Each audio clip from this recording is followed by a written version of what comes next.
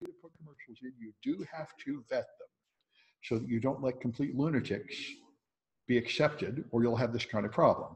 And obviously, Black Hat was not being careful. That was Time.ai, was the snake oil salesman that paid, yeah. Time.ai, this is actually pretty hilarious.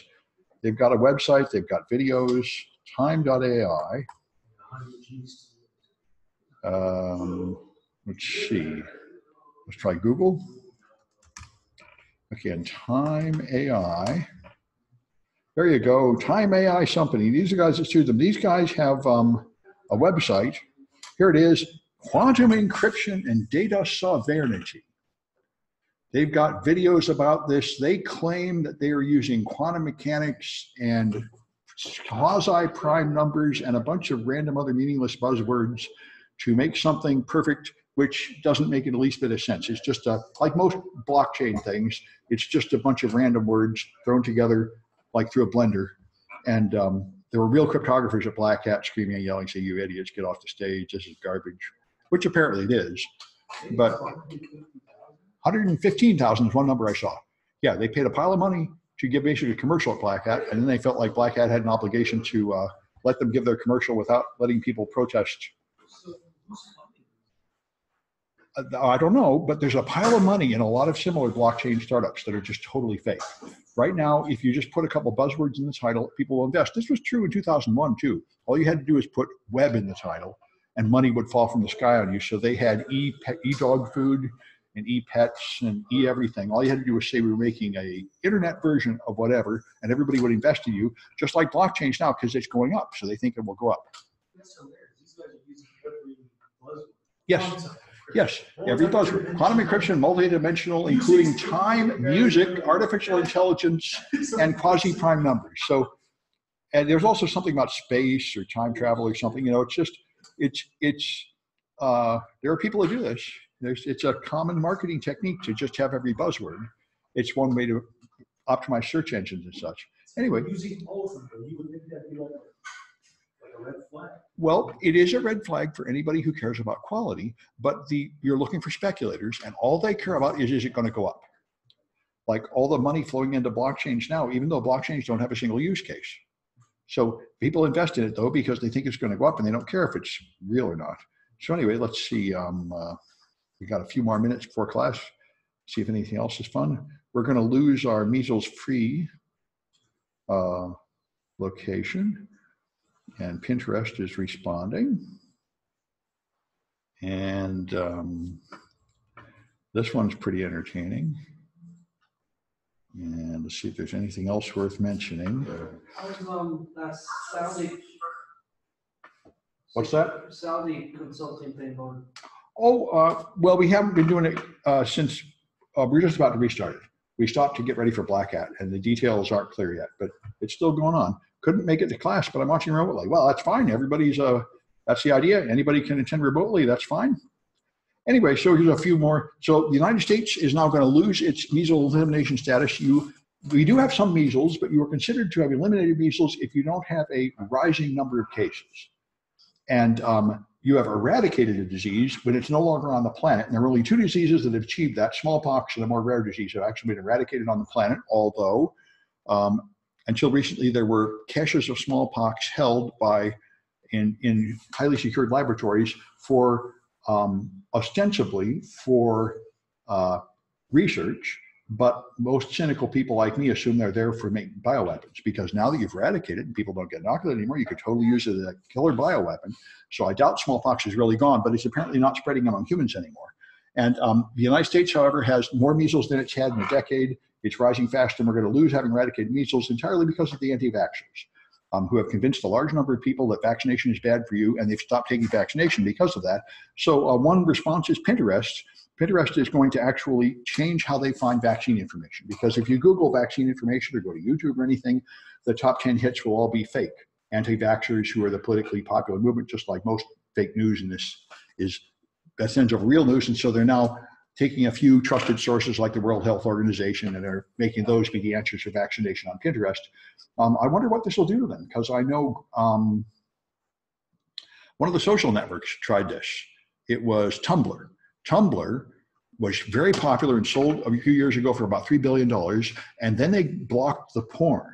And porn was, in fact, the only value of it. So their price plummeted, and now they sold for like $3 million, 1/1000th of the previous value.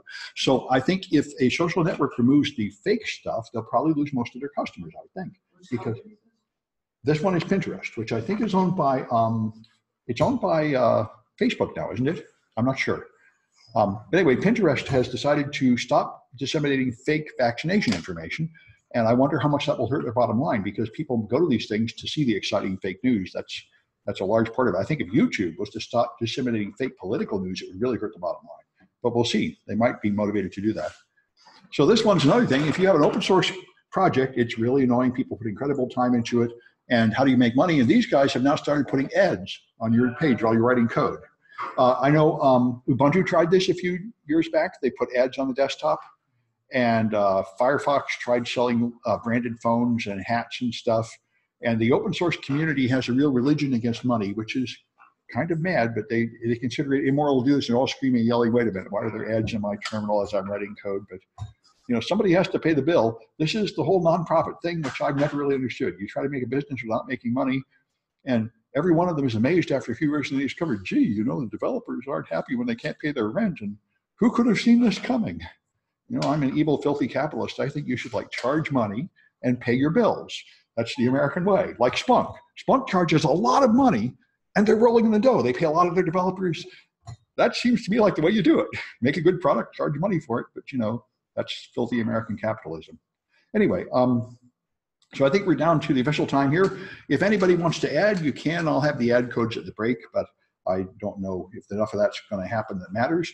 But what I want to do now is go through chapter 2 in this book, which is going to be the classic buffer overflow.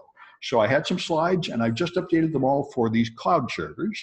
And I'm very happy to see it all working very well on the cloud servers, which is much better than the old virtual machines I used to use. So here's the topics.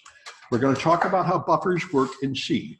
All the exploits we are going to have in this class, I think every single one of them is caused by C. And now assembly is what the processor really uses, it command by command, and there's nothing particularly wrong with assembly. Now, there are some flaws in the fundamental machine code in some of the processors, but those get patched in firmware. And if you handle the bytes one by one by assembly language, then there is not this kind of flaw. The flaw comes from these artificial high-level structures for the convenience of the programmer, primarily a string. So with one name, you can refer to a whole line of text. And that turns out to be a very problematic construction. And the way humans understand that is not equal to how the computer handles it, and that leads to the problem. You do things that look reasonable to do with your string, and what the computer does is not exactly equal to that, and you have unexpected results. And this is basically the fundamental flaw for almost all security flaws, except for the ones that are just mistakes. They are from the concept in the mind of the programmer not matching what really happens in the hardware. And if you just wrote assembler directly, none of this stuff would happen to you. And they're trying to develop better high-level languages like Rust, which have constructions which are not as often misunderstood. But anyway, so we'll look at how buffers are handled in C, and then we'll have an information disclosure exploit. We'll use the GNU debugger to examine the stack and the memory contents, and then you'll get up to a stack buffer overflow after seeing exactly how memory is used by functions and subroutines. That's the point. And this is a classic 1996 method from Frack magazine, smashing the stack for fun and profit. This was what led to the modern age of security exploits. This was the main way exploits worked until about 2005, when all the defenses finally got strong enough to slow down this kind of overflow, although it totally still happens. And then related problems like dangling pointers became more popular. But this exact attack is not that easy to do anymore because they put a pile of defenses on it to try to stop it, because this is the main way it got took over. So, like I say, that you're going to have this thing called a buffer, which is an array intended to hold a bunch of characters for a string. And that is something many people want to use all the time because you want to read in data and print it out. But it turns out that the way it's used inside the computer is dangerous. So here's the first example, and I'm just going to show these in my cloud server where you're going to be doing it. So I've got a Google Cloud Debian server here, and let me minimize these other windows. Okay, I'm just going to make this so I can see that. All right, so this is let's go see what I've got here. I should have examples. Okay, let's CD to 127 and CD to chapter 2. All right, so I got a series of programs here, and we're going to start with chapter 2a.c. So if I nano it, all right, this is my program, and I wonder if I can do escape Y to get rid of the colors. I can. Oh, good. All right. So this is my program. It just has main. It doesn't have any subroutines. I just define an array, and I put in 5 integers, 1, 2, 3, 4, 5. Now, in C, one of the many irritating things about C is that you start counting at 0. So this is element 0, 1, 2, 3, 4, and there is no element 5. And yet, here I'm going to print out element 5. Now, a more friendly language like Python wouldn't let you do this or something, but C will totally let you do it because it's sort of like a person with dementia. Well, let me just check my, that's fine. I'm going to mute people because there's always somebody that leaves their microphone on. All right, and so anyway, so this, in a logical world, this would not run. It would give me some kind of error message. Wait, attempt to read past the end of an array, but C does not work that way. When I execute this command, it reserves 5 words on the stack and puts those elements in them. And when I go down here, if I refer to array 5, array is just a pointer to the start of this. And I can refer to array 5, array 100, array 1,000,000. It will just take that pointer, add 1,000,000 to it, print out whatever it finds there. It does not go back and check to make sure that you're within the size of the array. It assumes you've done that. And in order to be fast, C never bothers to check to see if what you're doing is correct. It just does this one command as specified without any sanity checking. So you can run this and you can compile it. And I compile it the same way we did last time. I compile it with the -G switch, so it will have source code connected to the object code. And I compile it as 32-bit code just to make our life simple. We're going to do 32-bit code today. So you can make 32-bit code on a 64-bit machine with the -M32 command. And then you've got CH2A. So here's the program. I run it, and it prints a number, -10,544. Now, what I put in there was 1, 2, 3, 4, 5. So where did that number come from? And we can find out. We do it with GDB. I would like to go down, but my computer is totally not cooperating. There ought to be some way to get to the next slide. All right, so we'll run GDB, I say, quietly on CH2A. All right, and now, let's see if I can get this Zoom junk out of my way. All right, and list. Come on, I say list. All right. So I can list the source code inside the debugger because I've connected it with the -G compiler switch, so we can refer to lines of C code. And so I'm going to put a breakpoint here before the print at line 6. So break 6, that will just stop when it hits line 6. So now I can run the program, and it's going to stop before printing this, and I can examine things. And for example, I can examine the contents of the array, which would be X, okay, X, 8X, ampersand array. That will show me what's in that array. And let me make my window wider. Come on, move, okay. And I'll try to make it higher on the screen, but it keeps on bumping into the Zoom then. All right, so this is the contents of the array, 1, 2, 3, 4, 5, and the array is now over, and some other number is here, FFFF, and as you may know, negative numbers are things that start with Fs. A bunch of ones on the left of something, that's a negative number. So this is -10,000 and something. And so when I printed array number 5, it fetched this number and printed it. And it is not concerned at all with the fact that that was not included in the array, and I did not set that. That is some other number used for a different purpose by the system. So I have information disclosure. I can now read the contents of memory that I was not supposed to see. That's what this is an information disclosure vulnerability. And if I continue the program, you'll see it prints out -10,640. And that's this FFF stuff. So I'm reading something off the end of something. So that's, yeah. So this is all happening in the stack, right? It is, in fact, in the stack. Yes. So that means there's another program, I would imagine, underneath, occupying the space directly underneath this program, and that's what it's reading? Yes, what happens, I'm in the stack, and we're going to do this in more detail in a minute, but what happens if I call something like printf, it will put another stack frame on top while it's printing, and when it returns, it will return here. And when I'm done and I return to the operating system, it will discard my stack and go to another stack frame. So everything is layers upon layers of subroutines within subroutines, 30 or 40 deep. And main is at a certain level, printf is below it, and the operating system is above it. Yeah? At what point would it trigger a segmentation fault? What point, what? At what point would it trigger a segmentation fault? It'll be a segmentation fault if you attempt to read or write past the segment of memory. And what I did here was I went just a little bit past it to this memory value, and that is still in the stack. That's a memory value that could have been used for something. So I didn't cause a segmentation fault. I did access memory that I shouldn't have. And so if I was to go really far, then it would give me a segmentation fault. And we're about to do that. Yeah. Sorry, segmentation fault only if you try to mess with the kernel? No, segmentation fault is if you go outside your segment. And I can do it now. We're going to come back to it later, but let's do it now. I can look at info proc memory, proc map. I can see the memory segments that are available to this program. And, oh, no current process. All right, let's run it again. All right. And now I can do info proc map there. So here's the procedure map for this program. And you can see, let me just see if I can get it to wrap around better. Let's try it again. There we go. So you can see the stack is here. The stack goes from FFDD000 to FFFE000. That's how big the stack is. And I won't get a segmentation fault unless I go outside that whole thing. And this is several thousand big. So just moving 1 byte off the end is not enough.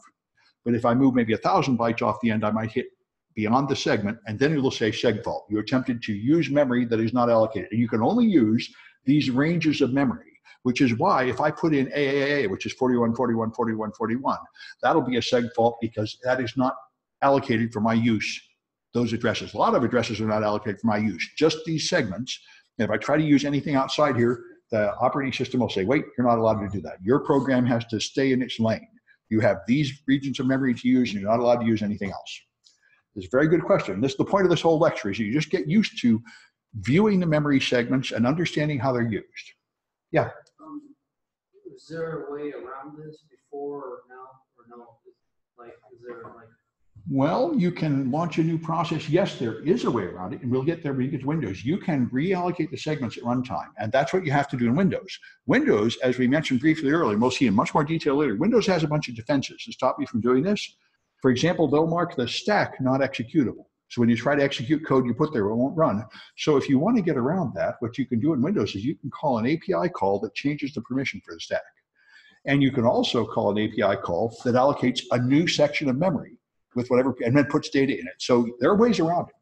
But this is the default layout of it. Absolutely. If you have root, for example, you can in principle do anything.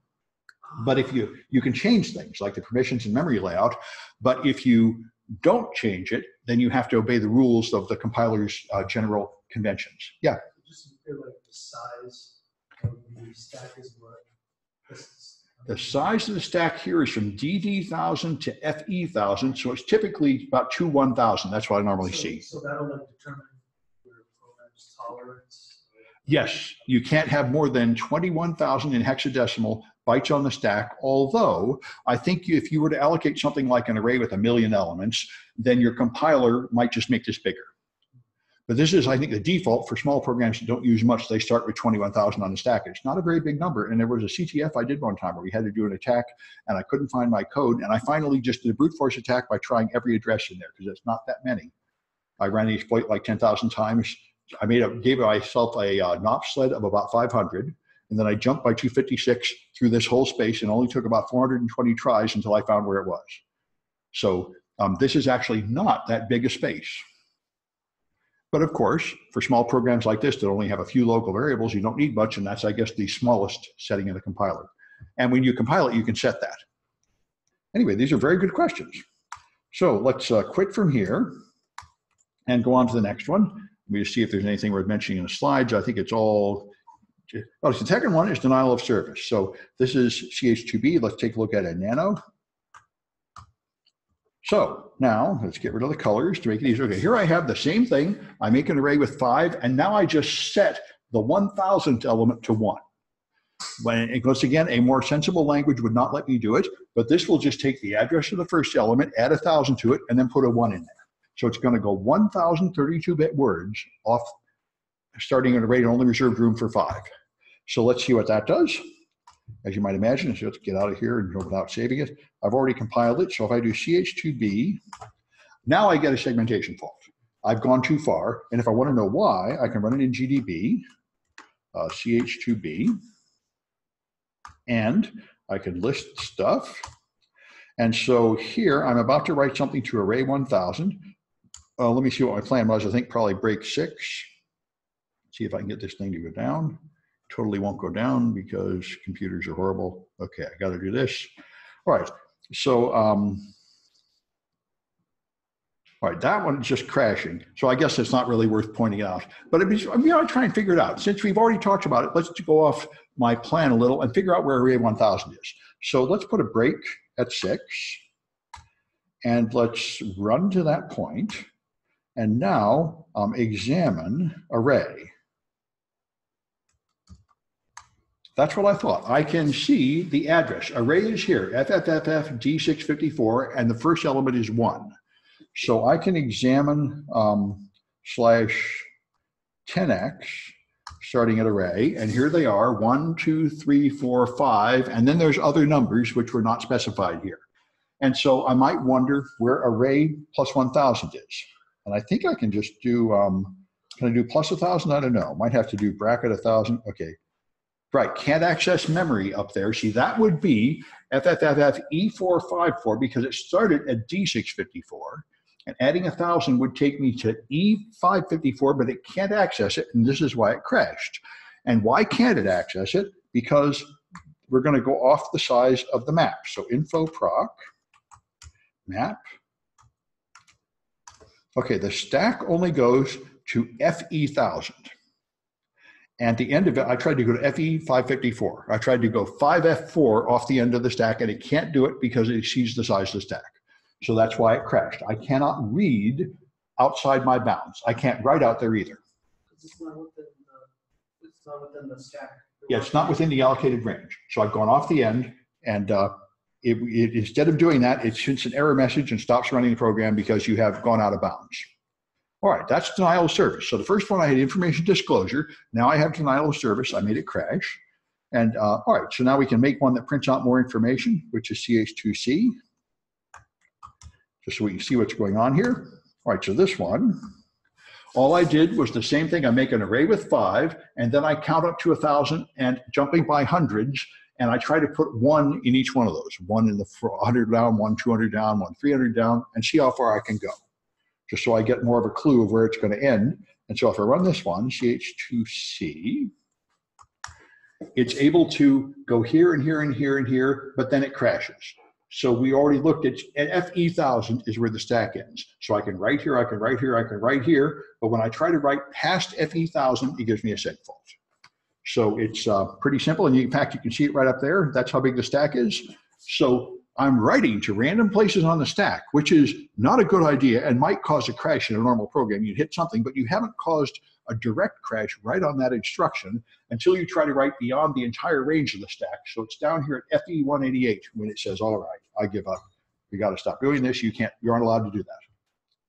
All right. Can you increase the stack size? You can. You can increase the stack size by setting compiler switches when you compile it.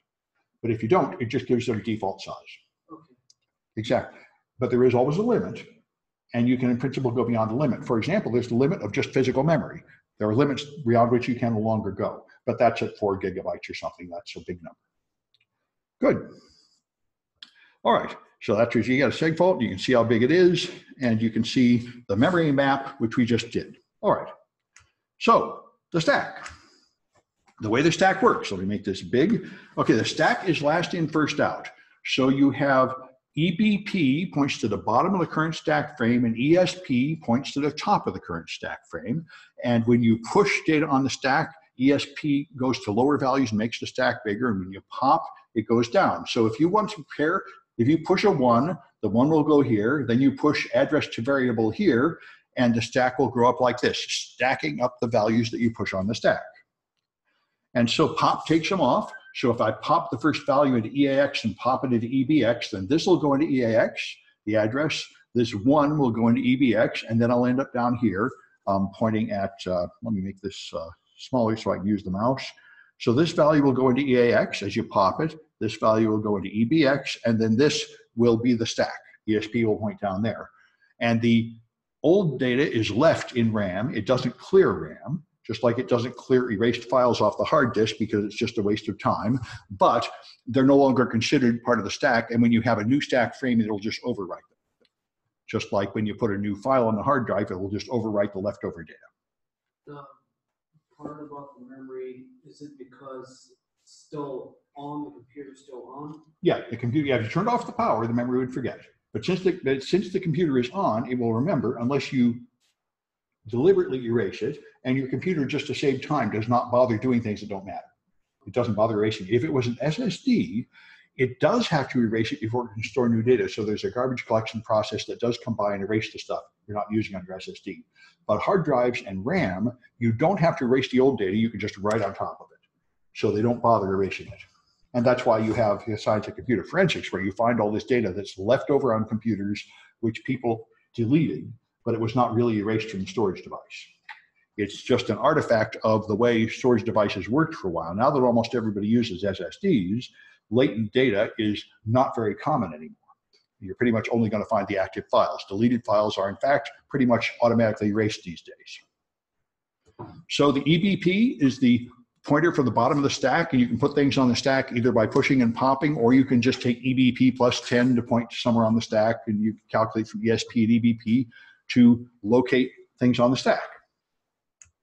So functions use the stack, and you can watch them. So when you call a function, it has to stop processing instructions in the calling function, save the current state of the calling function, then go to the function that was called, then process the function instructions, then the function hits its end and returns. Now you have to restore the state of the calling function and pick up where you left off. That is the way it works. You move into the subroutine, you do it, now you try to pick up where you left off, and that is, of course, where we take over control of the machine, because you trick it into being confused about where it left off. And when it thinks it's resuming the calling function, it's in fact doing something else. So here's, if you call a function, you're going to have the parameters like A and B, and then you're going to have a return value stored by the calling function, and then you'll call the subroutine, which will have its own base pointer stored here. The calling function's base pointer and return pointer are here, and the arrays, the local arrays used by the subroutine, are up here in the array. So this is where it lives, and when it returns, it puts this value in EBP and this value in EIP, and if those values have not been corrupted, that causes it to resume execution in the calling function. That's how it works, and you can totally see it in the assembly code. We'll do it in a minute here. Now, the other thing to know is how a function call works. You push data on the stack, you jump into the function, and the function looks on the stack and finds its parameters. That's how functions work in C. And all these C functions you should be seeing have the problem of like amnesia. You call printf, it just looks on the stack and prints whatever it finds there. It really has no idea if the right data is on the stack or how it got there. You say print array 1000, it just finds array 1000 and prints it. It really has no idea how many elements there are in an array or whether array 1000 is a good number. It just interprets each command all alone with no context, no sanity. If I can find something at that address, I use it. I don't have any idea how it got there. That's up to the programmer. That's the philosophy of C. And this means programs are fast and small, but they're very, very dangerous. It's like you keep taking the data. For every step, you hand it to a new person who has no idea what's going on. And they do this one thing, then you hand it to another person who does their one thing. None of them have any sense, any concept of what the goal is or what the limits are. Yeah? I would imagine that segfault would also happen if the function just keeps calling itself recursively. Yes, if you just keep calling it over and over, eventually you'll run out of stack and hit the end of a stack. Yep, that's exactly right. Yep, and if you have just some kind of data store in the heap that just grows and grows, that's a memory leak. Where you allocate space and you forget to take it off, Windows 95 had that. So Windows 95 would die every 2 hours with a blue screen of death because all the memory that was allocated, it never gave it back. So it would just use up RAM until it ran out of RAM and crashed. And you can write programs that have that problem. It's absolutely. So that's the point of the stack. The purpose of the stack is to do this functions calling a function, calling a function, calling a function, like a dream within a dream. And so there's a prologue. Before you call a function, it executes a prologue, putting EBP on the stack, and then it puts the ESP into EBP, so it starts a new stack frame on top of the old one. It takes the first available word that's beyond the current stack frame, and it starts the next stack frame there, putting it on top of the previous one. Then it figures out how much room it needs for the function it's entering and subtracts that from ESP to make a big enough stack frame to hold however big it thinks the local variables are going to be. And then it puts the local variables on the stack. So they're available to the calling function. So the calling function works with copies of the variables. It doesn't work with the original variables, although you can pass pointers to it, and then it would have pointers going to those other variables. So you can call, so if you call function 1.2 from here in main, it will make a new stack frame, go into the function, and execute commands here, and then when it returns, it will pick up here at this printf, resuming where it left off. So we got one of those. We're going to run it. This is ch2d. So if I nano ch2d, get rid of the colors. Okay, so we have the main function down here. All it's going to do is call function 1 of 2 and then print returned. And function 1 of 2 is going to have 2 integer parameters. And all it's going to do is define an array. It's not going to use any of those parameters, and it's just going to return. So this doesn't accomplish anything except let us see how it handles memory to do all this. And I see a chat message coming in. Is there someplace these 3-letter acronyms are explained? Oh, the name of the stack pointer, ESP is extended stack pointer, and EIP is extended instruction pointer. And I'm pretty sure it tells you that in the book, but that's what they are. ESP is the extended stack pointer, EBP is extended base pointer, and EIP is extended instruction pointer. And those are the only 3 that really matter to us for most purposes. Good. Anyway, so we got this, and I think I got a plan to put breakpoints in both of them. Let me follow my plan. My plan was to break 10 and 6, and then run it and take a look at it. Okay, so let's put a breakpoint. First, let's go into GDB. So first I'm going to run it, ch2d, and all it says is return from function. It runs, calls the function, returns, doesn't crash or anything, and there's no chance of putting in data and making it crash or anything. This is not an exploit. This is just watching how programs work normally.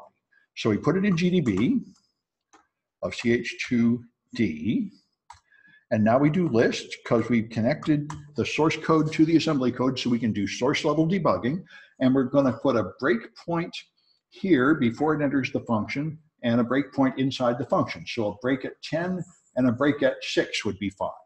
So break 10 and break 6. Okay, so if we run it, it's going to go into main and gets to line 10 and then stop. So it's just going to prepare main and do nothing more. So we run to that point, and now we can look and see what's going on. If we do info registers, we're now in main. It tells us he's EIP, the instruction pointer, is pointing to main plus 26. We are in the main routine. And ESP is 650 and EBP is 658. So the stack, the bottom of the stack is 658 and the top of the stack is 650. So we can examine the stack. And 10x will probably do ESP. Okay, so here's 650. This is the word starting at 654, and this is the word starting at 658. So that is the stack frame. Those 3 words, that's the whole thing. Because main doesn't need much storage. So that's the top of the stack over here, and that's the bottom of the stack over there, and that's the condition of main. And all right, and maybe I'll make a little chart on the side to make this hopefully easier to follow. If I can make this thing go to the side. All right, so main goes from 6, ESP is 650, and EBP is 658. So 650 to 658. Okay, that's the main frame. And I'm going to go down here and tab these over to make it look pretty. There we are. All right, so now let's go in, continue the function. Now we're going to proceed into the second breakpoint inside the subroutine. So now if I do info registers again, I'm inside the function now because EIP points to an address in the function, and now ESP is 620 and EBP is 640. So I've gone in and formed a new stack frame. So this is the subroutine called function, and it goes from 620 to 640. So that's the deal. It has a whole different stack frame. So if I examine this one, X10X ESP, from 620 starts here, and 640 ends there. That is the stack frame. It's quite a bit bigger because it has an array, and you can see that array starting over here, 1, 2, 3, 4, 5. So I needed 5 words to store those numbers. And then I had another control register here, which contains EBP. And here at 5655, that is the address of the calling routine. This is the stored return pointer, which is where code is going to resume. And you can verify that because if you disassemble main, you can see where it called it. Here's where it called the function. And the way it works is it had to pass 2 numbers into the function. So it pushed a 2, then it pushed a 1 to put those numbers on the stack. And then it called the function. The function is at this address. So it put the parameters on the stack.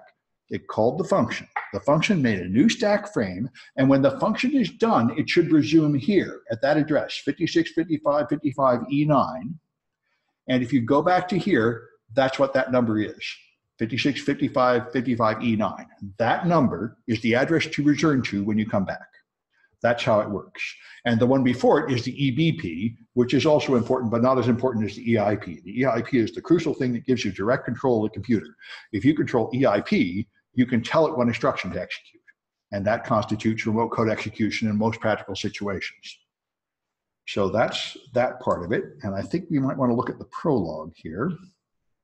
We've done that, and we've done that. All right. And yeah, I think I'll look at the Prologue of the function. Let's do that. Disassemble the function.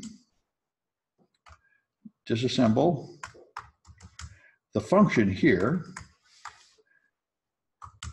Okay, and when it enters a function, you will always see this code at the start. This is where it saves the old EBP from the calling function.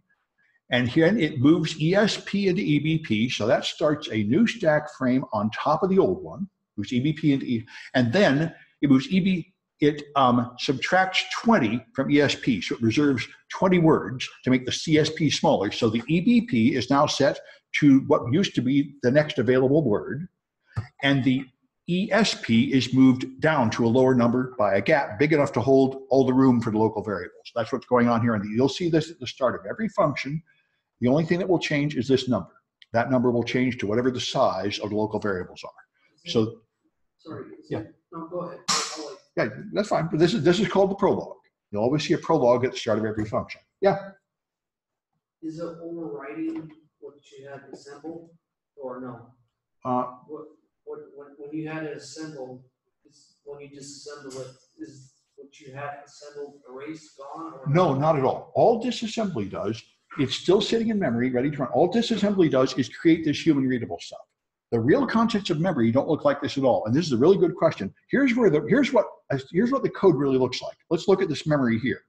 If I do x/10x at that address, which I think I need to put a star in, maybe it's without the star.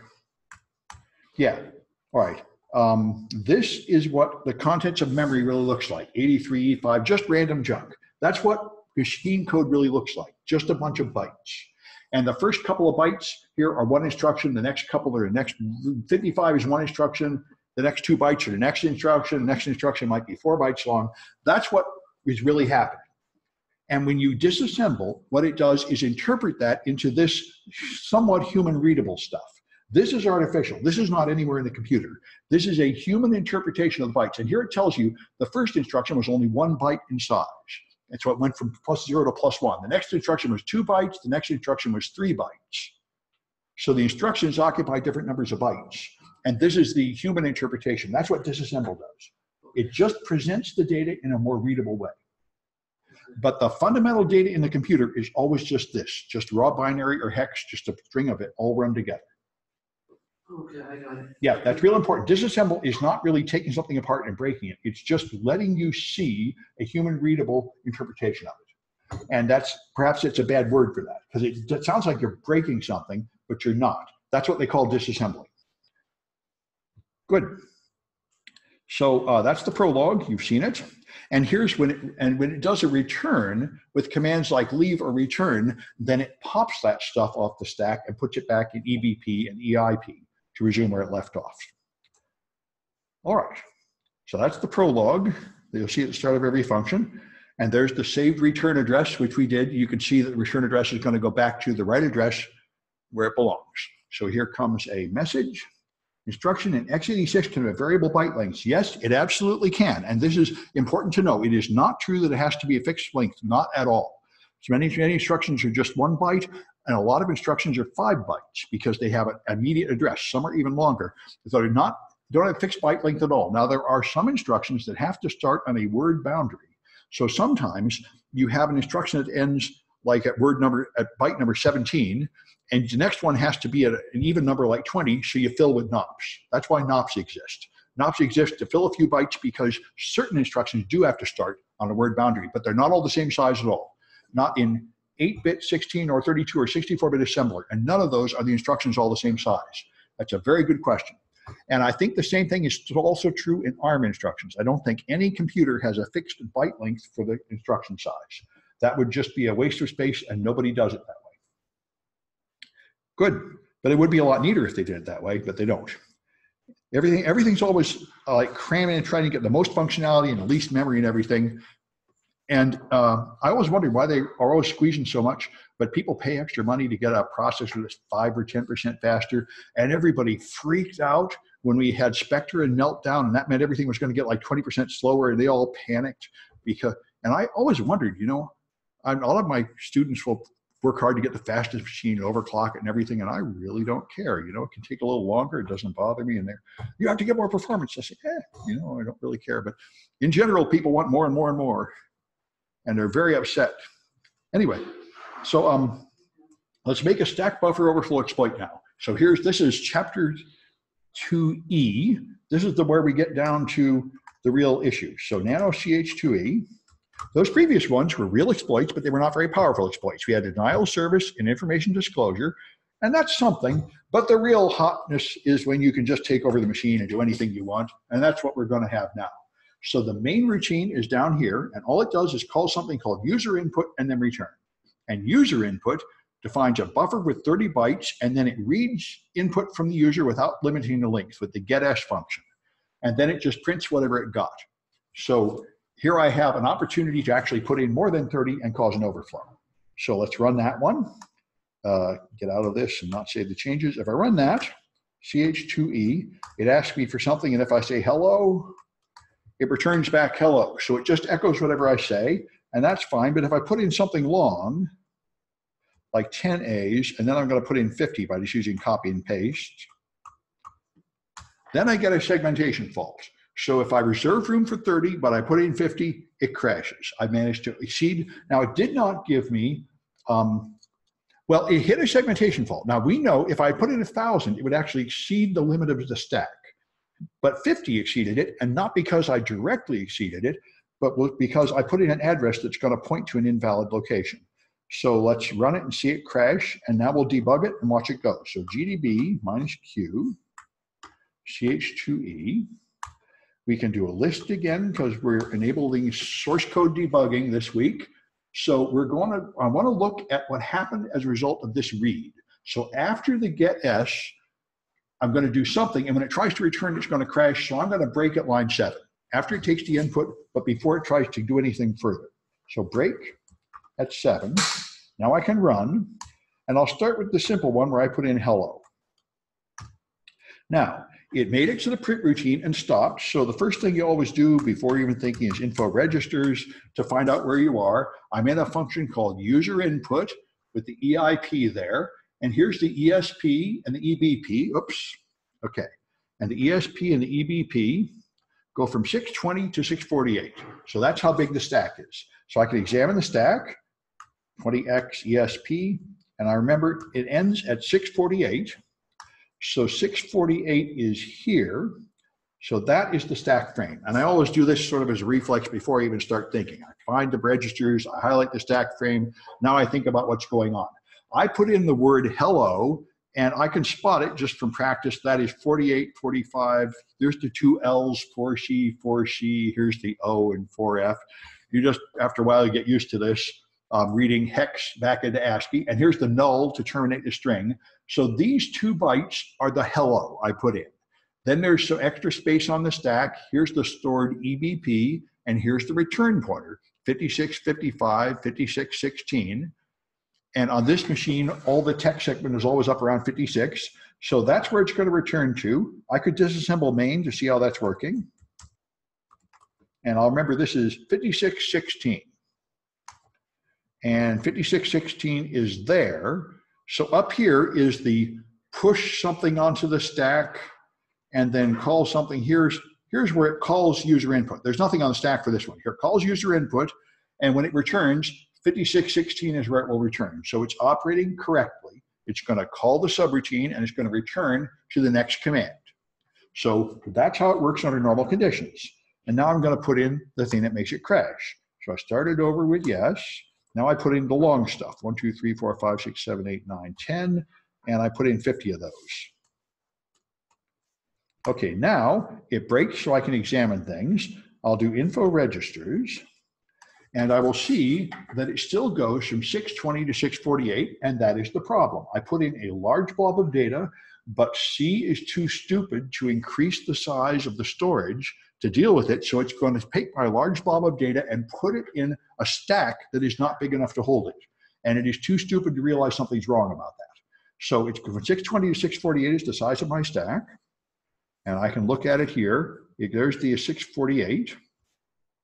And the 41s are my A's. And you can see that the stored EBP here is now all 41s, and the stored return pointer is now all 41s, and there's even some 41s beyond that. So it hasn't crashed yet. It let me do this because this is not illegal. You can write into memory, and I didn't go all the way beyond the entire stack segment. Then it would have crashed at this point. I just wrote out of my stack frame and leaked into the next stack frame, but that's not fundamentally illegal. But what is illegal, if I continue, then it's going to crash, and the reason it crashed is because this 4141 was in the EIP. If I do info registers now, it tried to return from the subroutine, and it tried to resume at an instruction pointer of 41, 41, 41, 41. And the reason it crashed is because that's not any of the valid memory segments. If I go to my info proc map, I've got various segments I can use, but 4141 is not one of them. The lowest one I have access to is 5655. 4141 is not reserved for my program to use. I'm not allowed to use that memory at all, and that's why it stopped. So that's the game. That's the fundamental way it all works. And that's the stack buffer overflow exploit. So this is still a denial of service. I just made it crash. To make it do something exciting, I would have to point to valid code and execute that code. And we'll do that in the projects. But I think that's it for this. And so we've been learning a few GDB commands. GDB has 100 commands and they're mind-boggling, but all we're going to do is use these few commands. List shows C source code, run runs the program, break puts in a breakpoint, X examines memory, disassemble shows you the assembly code, continue continues after breakpoint, info register shows you the register, and info proc mapping shows you the memory map. So those are all the commands we need to do what we're doing. We're only using very simple GDB functionality. It can do much, much more, but we don't need all that. Just these 8 or so commands are all we need to do what we're doing in this class. All right, so I got a few Kahoots, and this will be about an hour. Then we'll take a break, and then I'll talk about the projects that do this. So let me bring up my Kahoots. Here are my Kahoots, and there it is. And what is this nonsense? I will log in. All right. All right. They will try to get money out of me unsuccessfully. And I will try to find my Kahoots again. There we go. All right. It must have timed out. It's randomizing my Kahoots, so this looks pretty good. And it's playing sounds. Okay, we're on track here.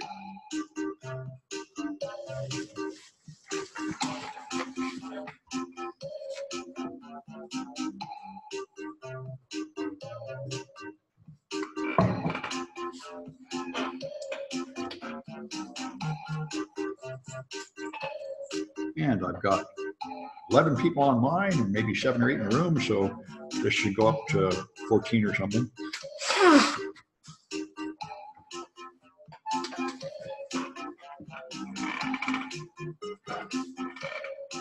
Yeah, the burn. I don't know. The burn doesn't seem to be doing that hot this time.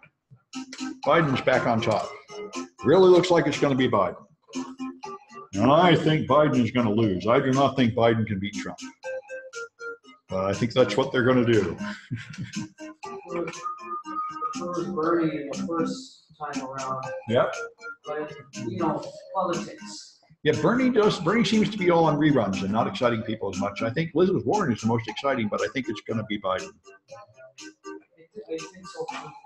What's that? I think it's going to be Biden. Yep. And I don't think he'll win, but we'll see. Anything could happen. Trump could build the wall, or all kinds of things might happen. Anyway, I'll give a few more seconds to see if we got any more. Looks like more people fell asleep than I expected, but we'll roll with the punches. All right, we'll go with 10.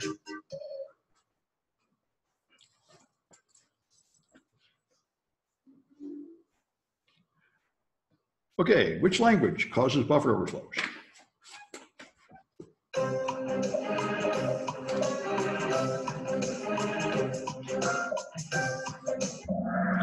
All caused by C. All right. So, which memory section is the simplest to exploit?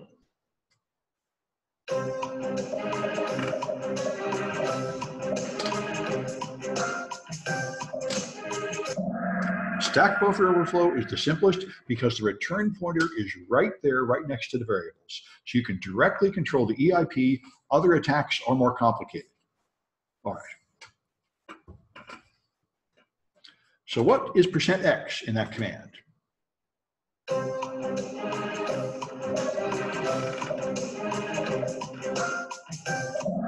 That's a format string that specifies how it should print out the number. That means hexadecimal. All right. So what register contains the address of the next instruction to be executed?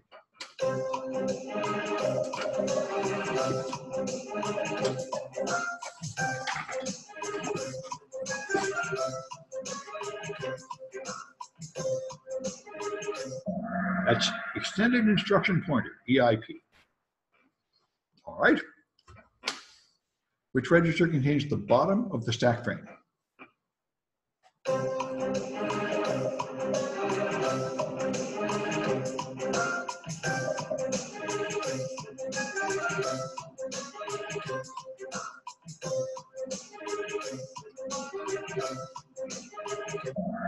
All right, that's EBP, extended base pointer. All right. And where's the contents of the current stack frame? How do you see it?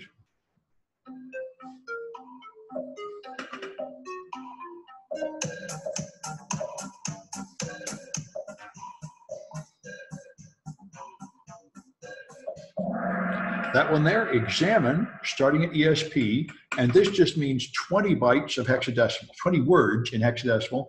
You could examine it in other formats or different number of words, but this examines memory starting at the stack pointer, which is the top of the stack. So that's what I use all the time to see the stack frame. The number can change. The number can change. 20 is just 20 32-bit words, and that's appropriate for these small programs. Later on in the class, when we have big buffers like 1,000, we'll be looking at much more than 20. Good. All right. And this is the last one. What command shows C source code? Whoa, something weird happened. That's not right. You can't do this one. That's rude. I'm going to skip it for now. And we'll see if, somehow I've lost a connection. What happened? Let me try pulling and readjusting plugs. That's rude. Screen sharing has stopped. Yeah, let's see if I can get the screen. It looks like my computer is fouling up greatly. And, well, we're just about coming up to a break anyway. So if this continues to not work, well, I know what happened. It's this stupid thing here fell down and pulled out its power cable. Our stupid setup here without enough room on the counter leads to a lot of foolishness. All right, see if that does it. No. Well, it's time to take a break anyway. Let's see if I can. Okay, so let's take a break until 10 after 7, and I will see if I can get this thing working again. And I'll tell you who won the cahoots at that time. So let me stop the recording and pause the recording rather.